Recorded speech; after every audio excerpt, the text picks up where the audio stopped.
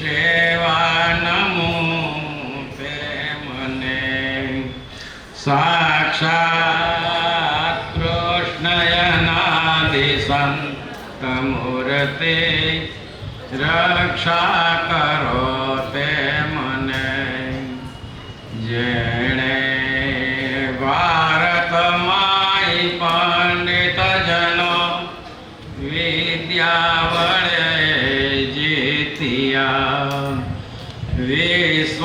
વિશ્વમાં નિજ શાસ્ત્ર ગ્રંથન વડે વિદ્વદ્જનો બોધિયા દિવ્ય જ્ઞાન સમર્પી ભૂમિ જનને ભક્તિ વડે તારિયા આપ શ્રી પરમેશ્વરને હૃદય ધરો બ્રહ્મ હૃદય ધારિયા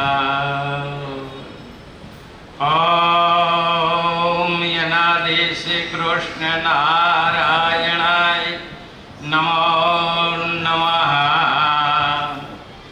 ઓમ શ્રી શ્વેતાયન વ્યાસાય અવતારે મહાપ્રભુજીને નમો નમઃ ઓમ શ્રી પ્રગટ પૂર્ણ પુરુષોત્તમાય નમો નમઃ ઓમ શ્રી હરે શરણાગતિ મહામુક્ત મંડળે નમો નમઃ શ્વેતાય નરે શ્વેતાય નરે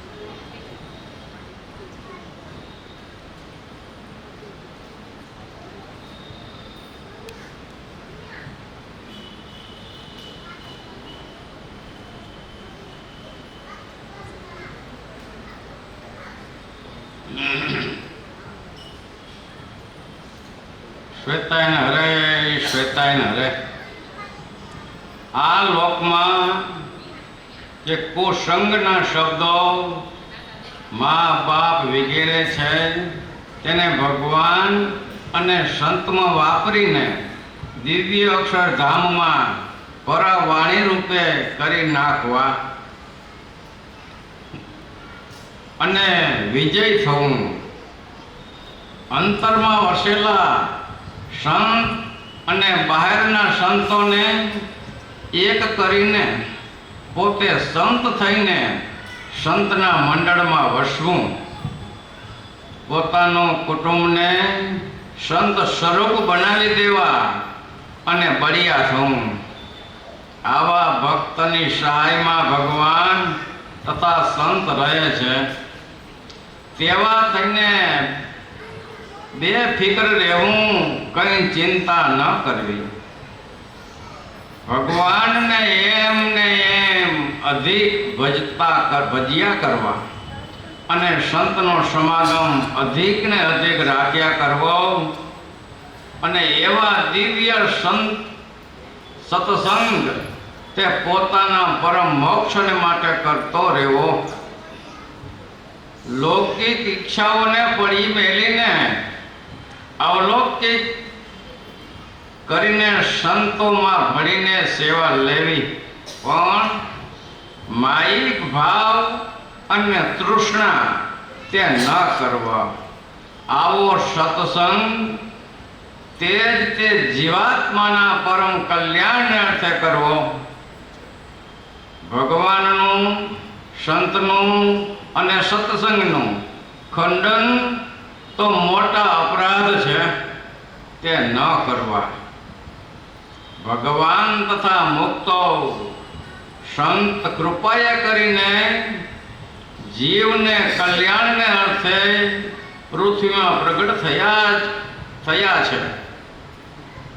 પૃથ્વીમાં પ્રગટ થાય ત્યારે જે તત્વોને અંગીકાર કરે છે તથા ક્રિયાઓ કરે છે તે સર્વે બ્રહ્મરૂપ છે. તેના યોગમાં આવીને કુટુંબ, પરિવાર અને તેના તત્વો પણ બ્રહ્મરૂપ થઈ જાય છે. તે મોક્ષ આપનારા થાય છે. ભગવાન જે ઘરમાં વસે છે તે ગાર માટીના ઘર તે પણ અક્ષરધામ રૂપ થઈ જાય છે. તથા પરિવાર સેવક ગાય, ભેંસ, વૃક્ષો, સામગ્રીઓ, અન્ન, વસ્ત્ર, વાહન વગેરે જે પ્રત્યક્ષ ભગવાન અને મુક્ત સંત પુરુષોને માટે સેવામાં ઉપયોગી થાય છે તે દિવ્ય સ્વરૂપ થાય છે. અને ધામમાં પણ તે દિવ્ય સ્વરૂપે થઈને વસે છે.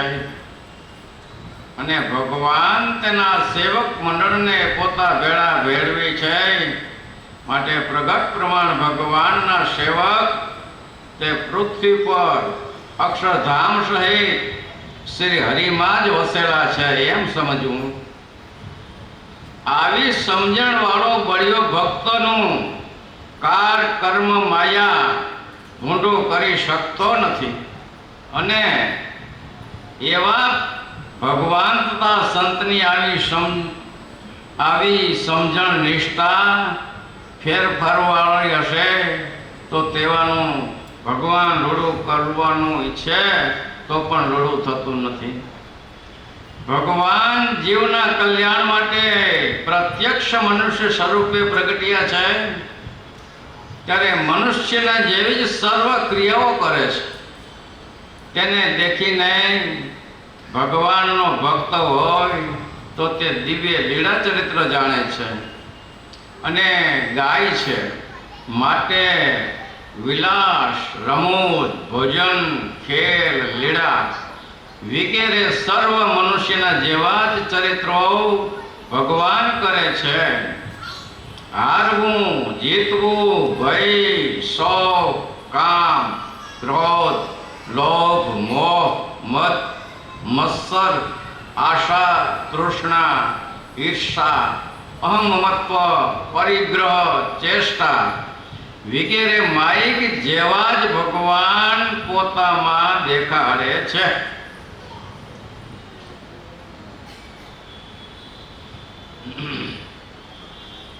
મહારાજ કે આ લોકમાં કુસંગના શબ્દો, કુસંગ એટલે નશામાણોનો સંગ, એ એમ કહે કે આ બધું ખોટું છે, મા બાપ ખોટા છે, ગુરુ ખોટું છે, એ કુસંગના શબ્દો છે. પણ મહારાજ કે એ શબ્દો સાચા છે. મા બાપ, સત્પુરુષો, દેવ દર્શન એ બધું સત્ય છે. જો પણ કુસંગનો સંગ થાય તો એ બીજી રીતે ભરાવે છે. પણ મારે કે એ શબ્દો ખોટા હોવા છતાં પણ એની પરિવર્તન શબ્દોને પરિવર્તન કરી અને ભગવાન સન્મુખ કરે અને જો ભગવાનની ક્રિયામાં જોડી દે તો મોક્ષના માર્ગમાં દ્રઢ થઈ જાય છે. ભગવાન પૃથ્વી ઉપર આવે છે ત્યારે કે દરેક ક્રિયા આમાં લખ્યું કે મનુષ્યને જેવી કરે છે, પણ જીવાત્માને એ મોક્ષને અર્થે છે. બીજું કોઈ કાર્ય છે નહીં ભગવાનને. મનુષ્યના જીવના કલ્યાણ માટે કરે છે, ગમે તે કાર્ય કરે છે તો પણ ભગવાન વિજાતે પણ દેખાડતા નથી ને જો દેખાડવું ઘટે ને તો જીવાત્માથી સહન પણ થતું નથી. પણ ભગવાનના કાર્યમાં જે અન્ન, ધન, વસ્ત્ર, પશુ, પક્ષી કે જે કોઈ ભગવાનના કાર્યમાં જો સેજે મદદરૂપ થઈ જાય તો કે જીવાત્માનું કલ્યાણ થઈ જાય છે. હવે એવું કોઈ શાસ્ત્રમાં કે ભાઈ એવું ક્યાં છે? તો આપણે બધાએ રામાયણની અંદર બધાએ સાંભળ્યું છે કે જટાયુ પક્ષી હતું પણ ભગવાનના ભક્ત એવા જે સીતાજી અનન્ય ભક્ત, એની રક્ષા માટે એ પોતાનો દેહ ખપાવી નાખ્યો એને, કે મારું જે હળવું થાય એવું થાય, પણ મારી તાકાતને મારા શરીરમાં પ્રાણ છે, એટલે કે મારે રક્ષા કરવી ભગવાનના આવા અનન્ય ભક્તને. તો શાસ્ત્રમાં ઉદાહરણ લખાણું કે ભગવાન એના જીવાત્માનું કલ્યાણ કર્યું, પોતે અગ્નિ સંસ્કાર કર્યો છે. ભગવાન બધી ક્રિયા કરી છે.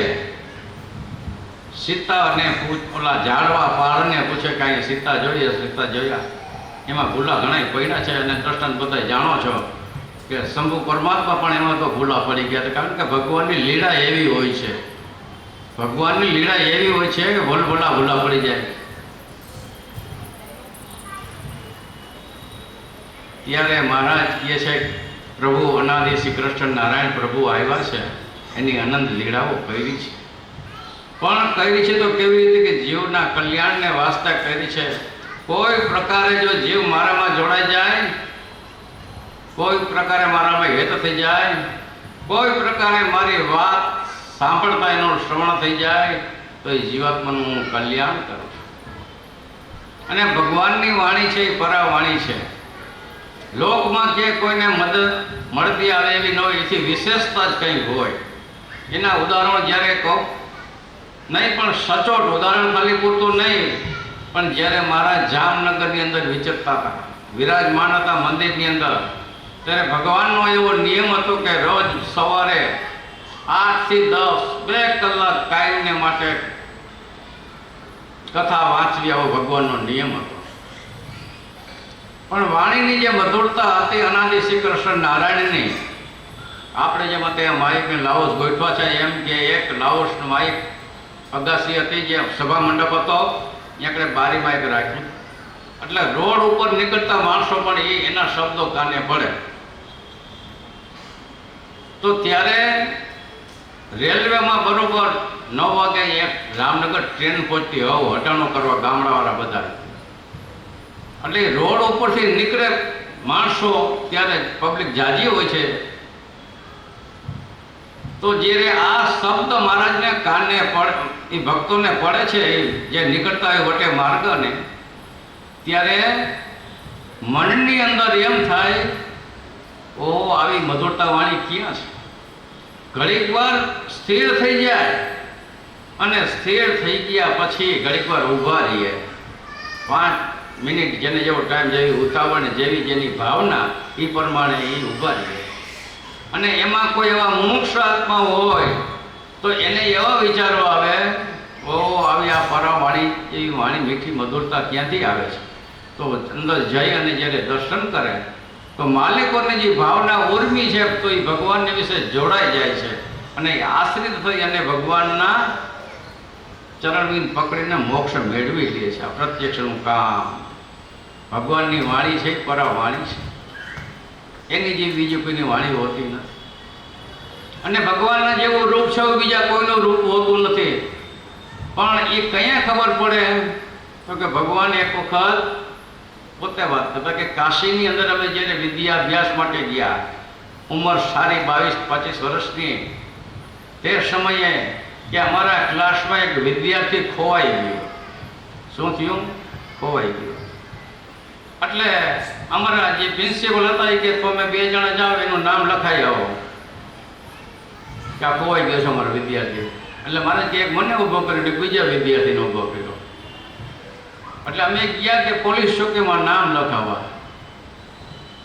એટલે લખાયું, અને જે પૂછતા ગયા અમે જાઓ હતા, કેવડી ઊંચાઈ હતી, કેવા કપડાં પહેર્યા હતા, કેવો એનો વર્ણ હતો, જે કંઈ એને પૂછવું હતું એ બધું પૂછ્યું અને એને લખી લીધું. પછી છેલ્લે કે મહારાજ સામી દ્રષ્ટિ કરી અને કે તમારા જૈસા ખૂબસૂરત નહીં થા. એટલે કે આ મહારાજ હું જોયું ને કે મહારાજે આખો જે એનો ભાવ હતો ને, એ એને આકર્ષણ કરવા માટે પોતાનું રૂપ થોડુંક દેખાયું. આકર્ષણ થઈ ગયું તો કે તમારા જૈસા ખૂબસૂરત નહીં થા. ત્યારે મહારાજ પછી રમૂજ કરતા બોલ્યા તો અમને એમ થયું કે અમે કંઈક રૂપારા તો લાગી છીએ. રમણસિંહજી મહારાજ કે અમને એમ લાગ્યું અમે કંઈક રૂપારા તો લાગી છે.